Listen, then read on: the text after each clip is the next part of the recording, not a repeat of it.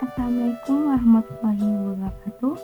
Hai guys, perkenalkan nama saya Rizky Rahmadani Swata dengan 22072F kelas B22.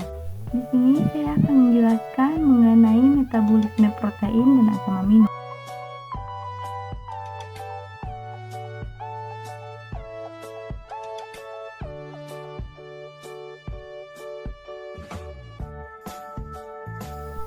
Apa sih itu metabolisme protein? Metabolisme protein adalah proses kimia dan fisika yang mencakup pada perubahan atau anabolisme protein menjadi asam amino dan penguraian atau katabolisme asam amino pada protein. Sedangkan asam amino adalah protein yang sudah dipecah melalui proses metabolisme menjadi molekul-molekul kecil sebagai bahan dasar untuk proses biosintesis. Adapun metabolisme protein dan asam amino, yang pertama ada perencanaan dan absorpsi protein, kedua ada oksidasi asam amino, yang ketiga ada siklus urea, dan yang keempat ada biosis asam amino.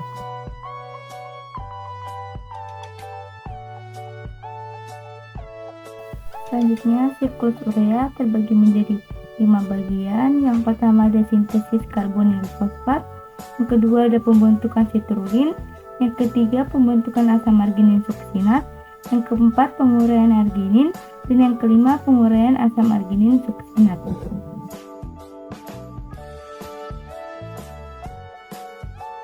Adapun faktor-faktor metabolisme protein yaitu sumber protein, ukuran partikel, kelenjar pencernaan, suhu dan pH, jumlah makanan yang dikonsumsi, juga ukuran dan umur organisme hidup.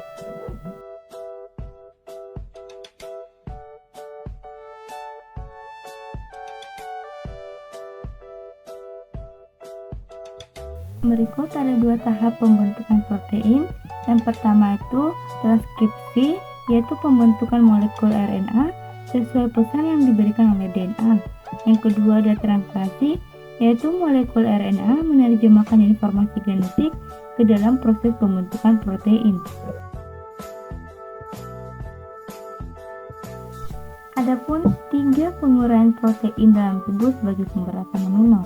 Yang pertama hasil sintesis asam amino dalam sel, yang kedua hasil penguraian protein dalam sel, dan yang ketiga absorpsi melalui dinding.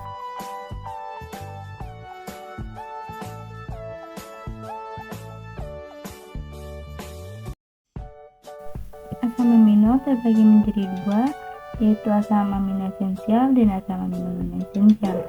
Asam amino esensial adalah asam amino yang tidak dapat diubah atau diproduksi oleh tubuh. Contohnya listin, trionin, valin, dan arginin. Terus yang kedua asam amino non-esensial adalah asam amino yang dapat diubah atau diproduksi oleh tubuh. Contohnya serin asparagin, prolin, dan triosin.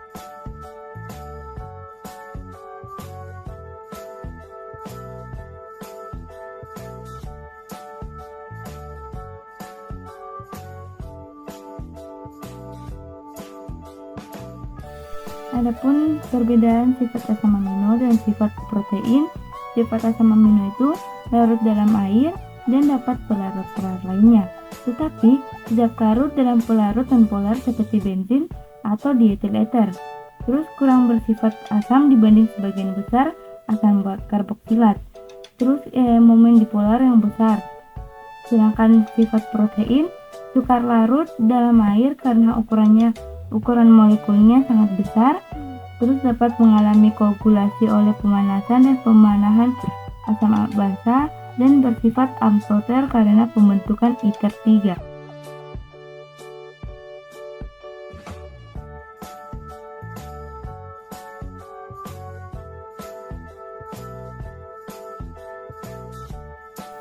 Asam amino dalam darah. Jumlah asam amino dalam darah tergantung dari yang diterima dan yang digunakan. Pada pencernaan protein, asam amino melalui hidrolisis enzim. Setelah protein diubah menjadi asam amino, maka dengan proses absorpsi melalui dinding usus, asam amino tersebut sampai ke dalam pembuluh darah, maka dalam keadaan puasa, konsentrasi asam amino dalam darah 3,5 100 ml setelah makan, sumber proteinnya itu naik 5-10 mg per 100 ml setelah 4-5 jam konsentrasi tubuh kembali.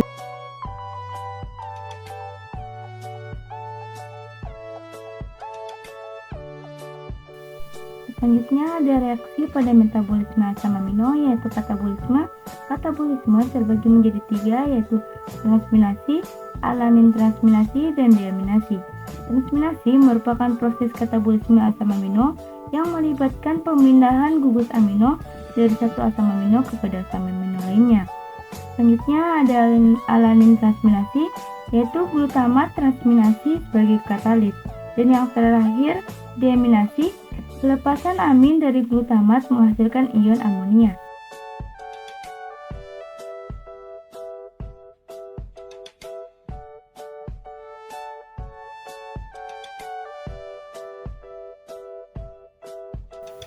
Sekian dari penjelasan saya, kurang dan lebihnya mohon dimaafkan. Wabillahi taufiq wal hidayah. Wassalamualaikum warahmatullahi wabarakatuh.